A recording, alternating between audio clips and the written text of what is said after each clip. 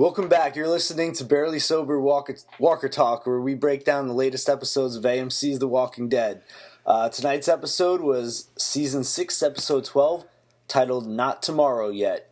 George, what do you give this episode? I give this episode, I want to give it an 8.3. Ooh! Oh, man, I like that.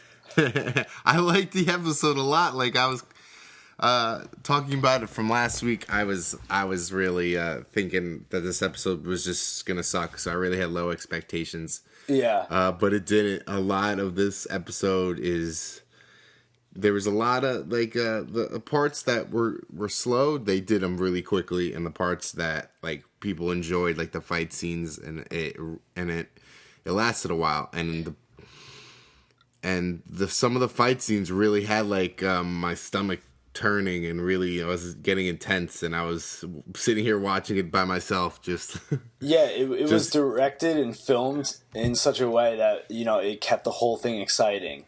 Definitely like going through those hallways. Like it reminded me, it was like a movie. Like it was really good. Right. I'm gonna give it an 8, a solid flat 8 tonight. Solid 8. Okay. Solid 8. But simply because there was no like gut punch moment, like emotionally, but the action and the tension were probably some of the best it's ever had, if not the best. I was really into that scene. Yeah. Into that last 20 minutes of the right. And you know what? Even like the slow parts, like you said, they got through them fast, but they even made those kind of like really interesting and exciting, like that opening scene with Carol baking cookies. I really liked that. I know, it was so reminiscent of like Breaking Bad. I thought the music in this episode, that opening music and that closing music, was excellent. Like the song choices. Definitely. I mean, I don't know what the song was, but I wanted to Shazam that song at the end. I was like digging, like it was like, it's like the way the scenery and the filming was, it like seemed correct. Like that's a good song for what they're trying to portray in this. Yeah, like totally. Carol's baking her cookies and just doing like a normal thing, and just having like a nice day. She's collecting was it nuts, and the zombie she killed comes that up. one like zombie with the fucked up eye. Right? She's like, oh, like it got all over my shirt, like oh. Yeah. Like she was just having like a great day, like nothing was gonna ruin her day. And and then she let's talk about her putting the last cookie on Sam Anderson's grave. Yeah, so this whole episode I was getting the sense that after that scene she's got like this heavy guilt from the connection she had with Sam or whatever, and some of the things she said to him. And then also, I guess, whatever Morgan said to her is kind of starting to like worm its way in, she's having a little bit of a change of heart this episode. You say, Morgan? Carol. Carol? What Morgan said to Carol is kind of like, gotten into her head at this point. Right. But, I mean, it's something, I think Carol just don't really want to talk about it. What happened with the wolf. Right, but I mean, she was so hardcore, like, against what Morgan was doing. But she hasn't said anything. And now because I don't think she is anymore. I think she's kind of like changing her mind on it, and now she doesn't like really know what to do. She's conflicted. That's what I read out of all that, But right now, let's say go to the church scene. Morgan viewed his opinion on let's talk to these people first. Mm-hmm. No one really agreed with him. Yeah, no. He's alone. Maybe he has his first person, Carol.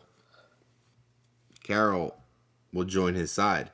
Well, because Carol started smoking through this episode. Maybe she just has so much stress, so much worry about why, and she doesn't know what else. She needs that anxiety killer, so she picks up the cigarette. Yeah, and she also, Rosita kind of like was freaking out about how Morgan, this and that, and Carol kind of dismissed her and was like, like whatever, it's not a big deal, like forget about it. So, yeah, I don't know. She's going through a lot in this episode. This is kind of a pretty heavy Carol episode, and now she's captured at the end. So she's captured with Maggie. So Maggie's baby. Right, yeah. a lot of this episode is also like Carol taking on that like mother role, which she always has, but like when Right. Tobin brings it up, I think she's like steps into it a little more. Yeah, let's talk about her and Tobin. So much love in this Alexandria. It's like a springtime. Love's in the air I know. at Alexandria. Yeah, they fight off all those zombies, and then after that, it's like everyone's looking to shacking up. settle down. They want to build a family. It's like that time of year. It's like they're all getting to the point where they wanna like they're really like finding a counterpart. Yeah, so we got Glenn and Maggie. We got Tara and Denise. Tara and Denise, Carol and Tobin now, and we got Rick and Michonne now. Right. Carl and Enid are like hitting it off. Glenn and Maggie. Well, I already said Glenn and Maggie, but who's the other couple? There's the gay couple, Aaron and Eric, I think. Oh, right. I mean, love is in the air. Love is in the air. They're forming their nice little community. Right. Gated community. So they set up all these romances, and then it's like they lead it directly into like one of the most intense, like violent sequences in the whole right. And show. none of Rick's group dies in that. I was actually thinking near the end that like no one's dying. Like someone has to die in this episode, maybe. And that's true. Yeah, you're right. I actually thought someone would die this episode.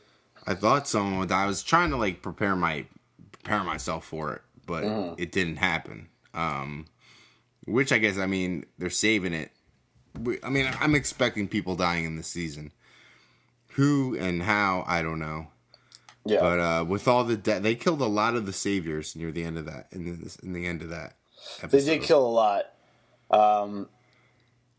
I mean that scene was pretty crazy. One thing that like kind of irks me though is, I hate like that. Like they just stab them in the head and they don't even like call out or like, I don't know. It just seemed weird. They're putting a knife through their eye, and they're not even making like a ugh.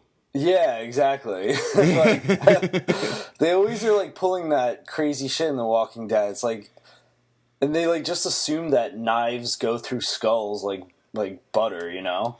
Yeah, it's more. I mean, I think they usually do that for the walkers because I think they're deteriorating. Yeah, but they do it with people that just turn too, you know? Yeah,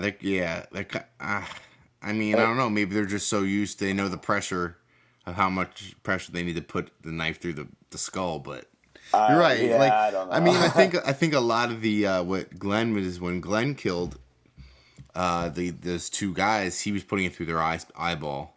Yeah. I think that's what it was. I think with the scene, it showed it was right above Glenn doing it, and he had the knife right above his eye socket. Yeah, that's true. That probably is what they're doing. And I feel like there'd still be some involuntarily like jerking around and just making noises and whatever. Right, that was the most peaceful death I've ever seen on TV. And those guys are heavy sleepers, man. Oh my god!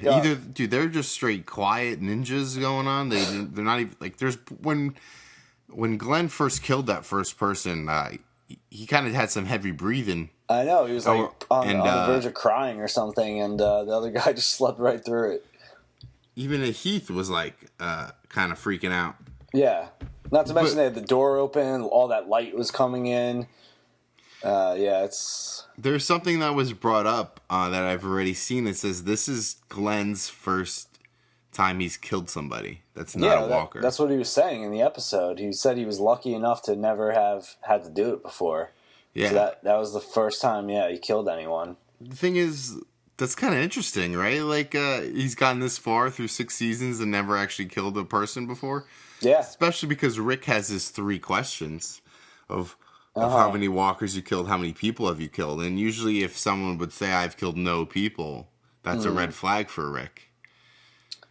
Yeah, it usually seems kind of shady, right? Like they're either lying or something's up with that. Right, but it's kind of interesting for Glenn to get this far and not have to kill anybody. Glenn's been in situations before. He's just never actually, had to do it. So yeah, or other people have. But he stepped up. This episode, a lot of people were just stepping up and just following Rick, Like no one was really questioning him. They're like, this is what his plan was, and everyone kind of just stood up to step by his side. Even Father Gabriel had that awesome moment where he's reading the Bible verses. And that was that pretty guy. cool. That was so badass with him. That was pretty cool of Father Gabriel. Just he's got his sniper loaded, loads it, and just he's just saying Bible verses before he pumps around in the guy's face. I enjoyed that, and you're right. Like no one really countered Rick. Besides Morgan, no one really countered Rick. Rick was like, "This is what we're gonna do," and they did it pretty much to a T until the last scene, I guess, with Daryl killing the gentleman on his motorcycle, and then these mystery women show up. And that was Daryl's motorcycle, too, right? Yeah, that's why he was so angry, right? He's like, "Where'd you get that motorcycle?" Yeah, yep. Right. So that's cool. So those characters that took his bike earlier in the season will make a comeback. So I'm a little confused why it's like a whole group of women. That's why I'm confused. I'm not sure. Is that like a different group, or are they I guess they're more saviors, right? Because I don't know. I'm assuming your question. I'm assuming it's not in the comics.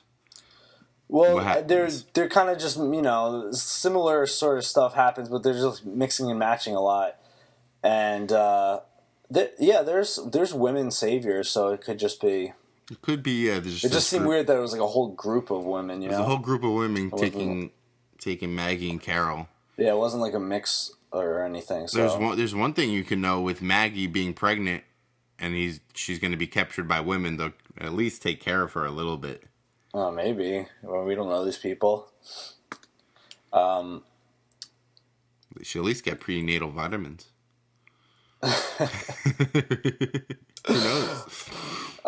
Yeah, so I guess I honestly have no idea, how this is going to play out. So they're keeping us comic book fans on our toes too, which is pretty cool. But they did have some heavy foreshadowing in this episode about something major, and I can't even bring it up at all without spoiling something. You can't even bring up what the foreshadowing was? No, I don't want to.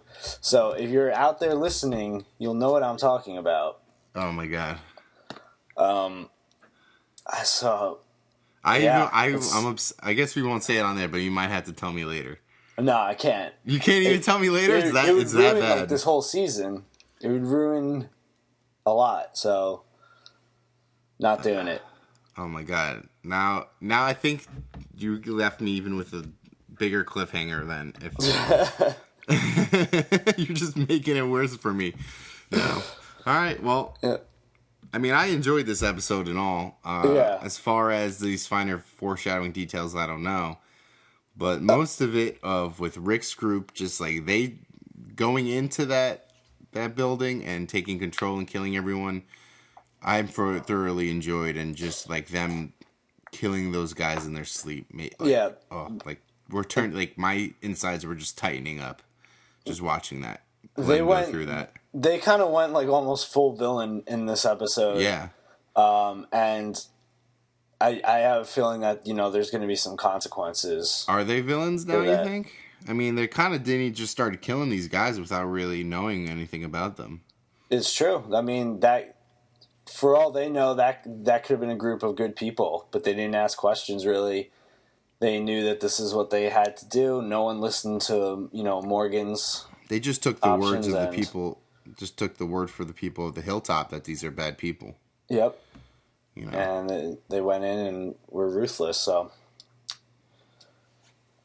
Okay. Well, we'll see what happens next week on The Walking Dead. We don't have an episode title for that one yet, but should be looking forward to it. This season's been going, full steam ahead, so we're probably due for that filler episode at some point, right?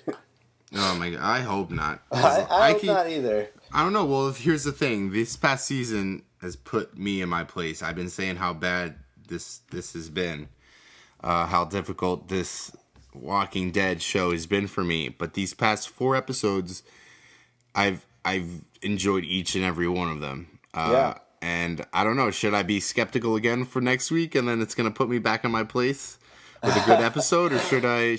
I don't know. the way that things are going, I can only see that this is about to just snowball and snowball and snowball until the season finale. So it should all be good, unless they, pull some random bottle episode, which they do sometimes. Like unless they just have some episode of maybe just Tara and Heath out on their run. I don't know. We'll see. We'll see what happens.